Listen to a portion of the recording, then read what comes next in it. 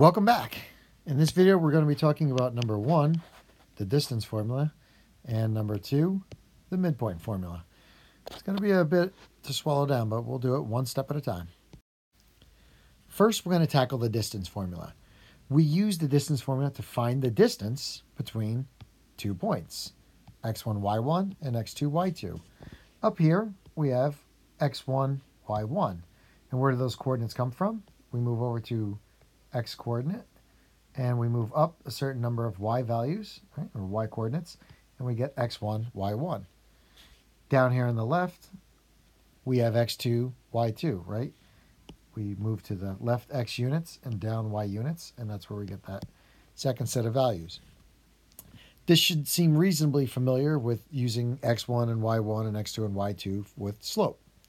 So how do we find the distance between these points? First thing I would do is I would press pause and get this into your notes where it says formula on the page.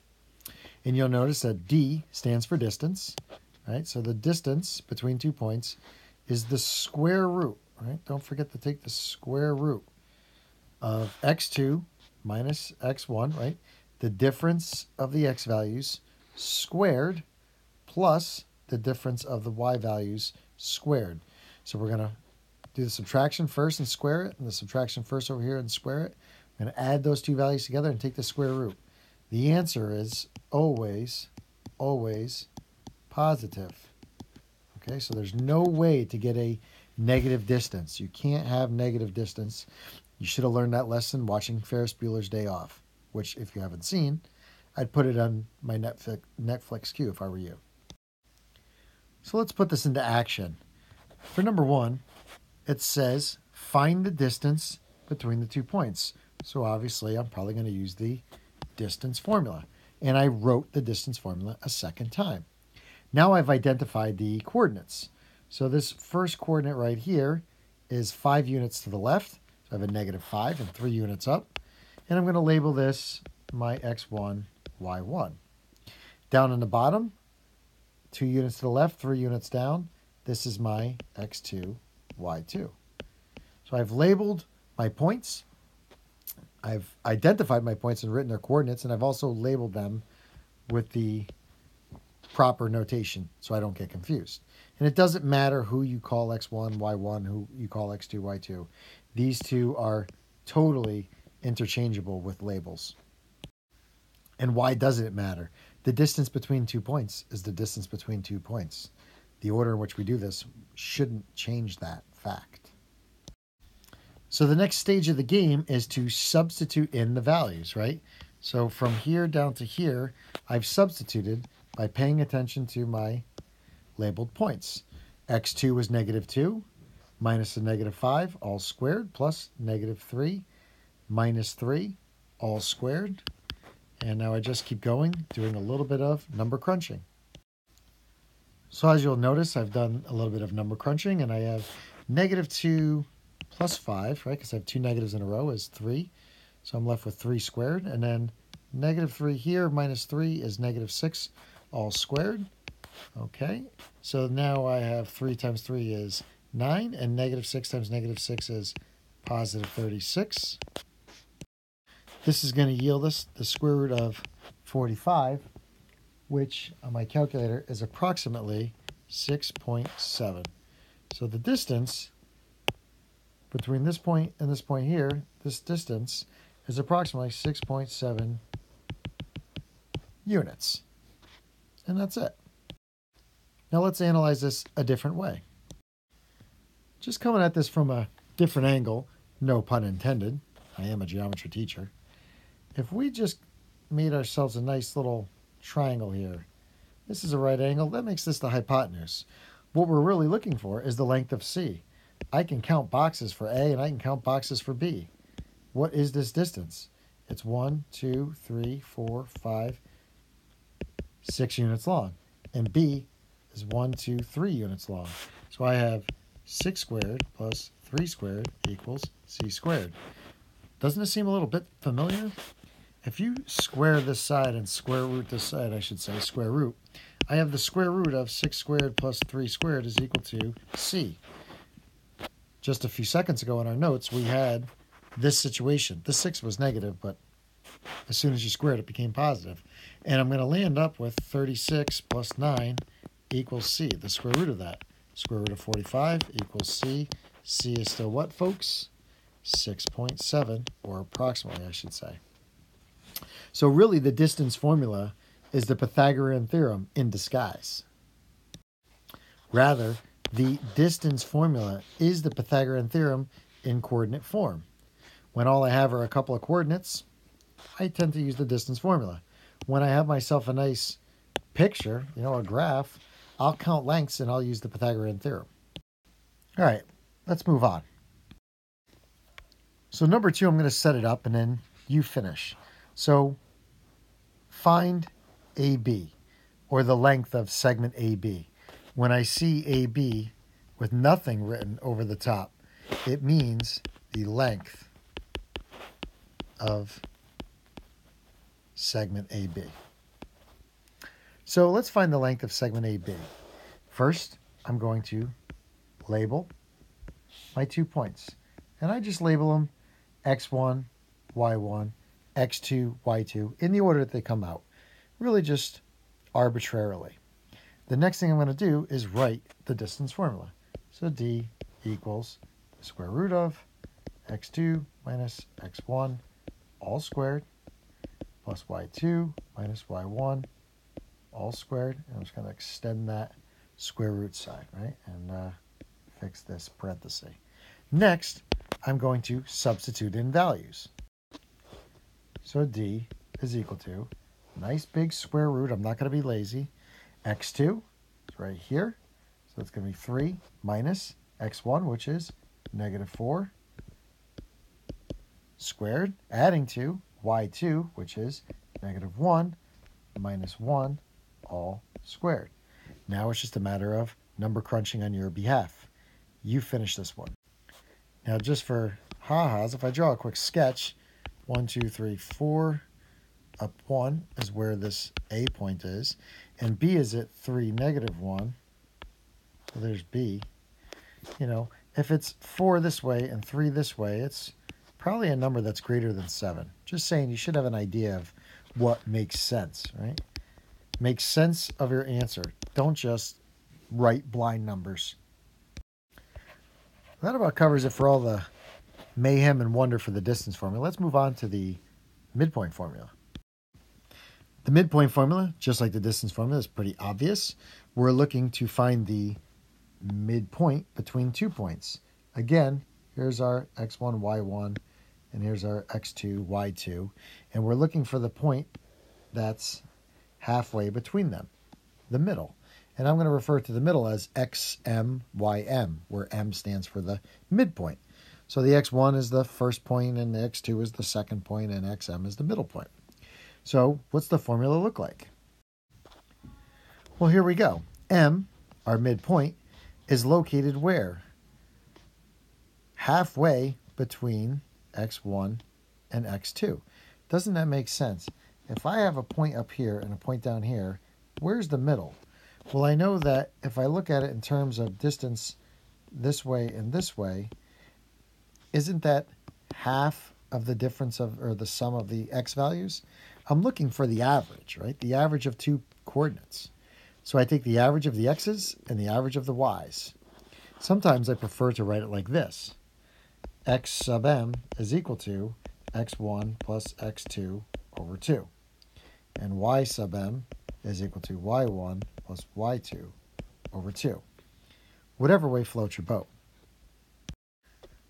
So first, we're going to go to number 4, and we're going to look for the midpoint, right, the middle of segment GH given the 2 endpoints, G and H. So G is at 7, negative 5, so here's my G point. And H is at 9, negative 1. So here's H. And what we're looking for is the point that's halfway between them. So there's the segment. It looks like this is the point.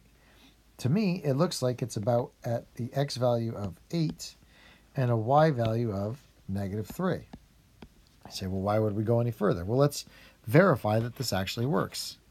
The x coordinate of the midpoint is going to be the two x's, right? So x1, y1, and x2, y2. I label them up. Now I'm going to add my two x coordinates. So 7 plus 9, that's my x1 plus y1 divided by 2, which is 16 over 2, which is 8. So the value of the x-coordinate of the middle is 8. So I already know that m is somewhere at 8 change, which is what we guessed. My y-coordinate of the midpoint, right? We keep in mind, and I was a little lazy there, I didn't write what I was supposed to write, y1 plus y2 over 2.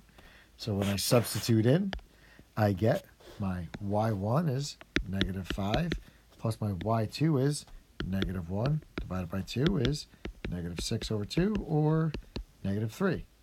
So where's the midpoint? It's at 8, negative 3, which is what we guessed. Nothing really too crazy going on here. Again, you give it a shot. Find the midpoint of segment AB given these two coordinates. So a rough sketch, 7 left and 4 up is roughly here, and 3 to the right and 4 down would be down here. So, where is this thing? I don't know, somewhere around there. A negative x value and some positive, possibly 0 for a y value. Okay, let's label these x1, y1, x2, y2. So just keep in mind that our midpoint is at the sum of the x-coordinates and average that, the sum of the y-coordinates and their average, and then what do? We say m is at negative 7 plus 3 over 2, comma, 4 plus negative 4 over 2, comma, and you finish this one up. Practically there for you.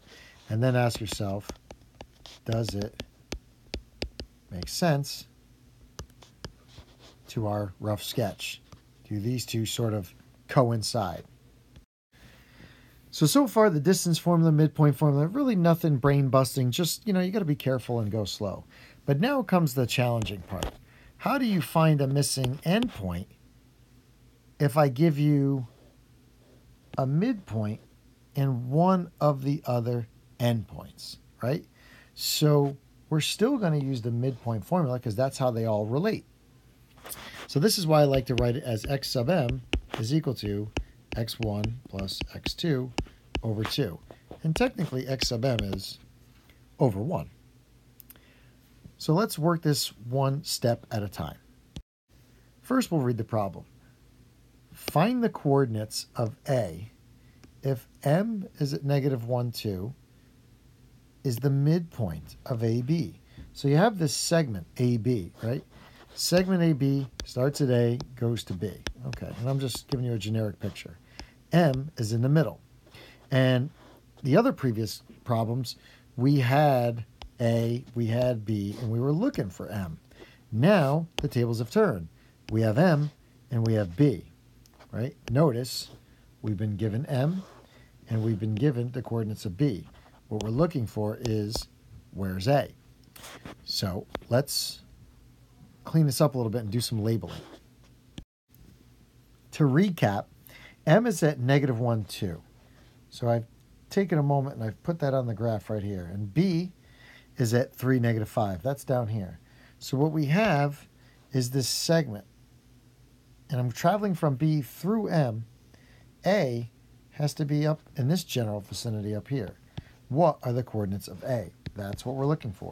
Where is A? It's up there. How do I know that? Because B goes through M, going towards A, and M is halfway. So this looks like a reasonable sketch. Now, you might be asking yourself, do I have to draw the sketch every time? Only if you want to make sense of your answer. So B, I'm just going to call this x1, y1. And M, I'm going to call this xm, ym. A is the other coordinate. So right now I'm just going to write A is really just x2, y2. This is who I'm trying to figure out. So if I'm missing x2, y2, I'm going to substitute the other values into the formula. So instead of writing xm, I'm going to write -1 because that is the coordinate of my x midpoint. X sub 1 is going to be 3 plus, I don't know, I'm looking for it, over 2. Now that's when this is handy to put this over 1, and I'm going to cross multiply to solve. 2 times -1 is -2, and 1 times all this stuff is all that stuff. Subtract 3, because now we're just doing basic algebra, and I got -5 is equal to, cross that out, x. Ba-bam. X coordinate for the A is at -5. Now let's try the y values. So for the y values, I'm going to have y sub m is equal to y sub 1 plus y sub 2 over 2. Now let's start substituting in some values. I know my y sub m is over here. That's 2 is equal to y sub 1, -5, plus y sub 2 is what I'm looking for, over 2. Put this over 1, and now let's cross multiply. And what do we get? 2 times 2 is 4. 1 times all that stuff is all that stuff. Add my 5, add my 5. I'm going to get 9 is equal to y sub 2, -5, 9. Now, I come over here. This is -5. 9's all the way up here. It's right about there. So how was my sketch of my guess? Pretty good. This is my final answer. Find the coordinates of A. What's A? A is -5, 9. All right, now this one's challenging. And because it's challenging, I'm not just going to have you finish the second one. I'm going to finish it with you. So again, find the coordinates of J. If K is the midpoint of JL. So we got this idea of JL. And K is in the middle. So let's just draw a rough sketch. -5, 10. That's 1, 2, 3, 4, 5. And then way up there. L has coordinates of -8, 6. So this is 6, 7, 8. And 6 is about a little over halfway. Okay, so this was K, and this was L. And we're looking for the coordinates of J if K was in the middle, right? This is our midpoint. So to me, it seems like our other point is way up here. Small negative x value and a very large positive y value. And that other point is going to be J. Remember, we're talking about segment JL. K's in the middle. So let's identify our points and label them. J is the thing we're looking for. So, I don't know, let's call it x1, y1 this time instead of x2, y2. It doesn't matter who we call it. It's one of the endpoints. K is -5, 10.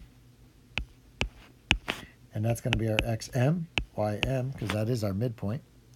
And L is -8, 6. So let's call that x2, y2. All right. And now let's move along. X sub m is equal to x1 plus x2 over 2. I'll put that over 1.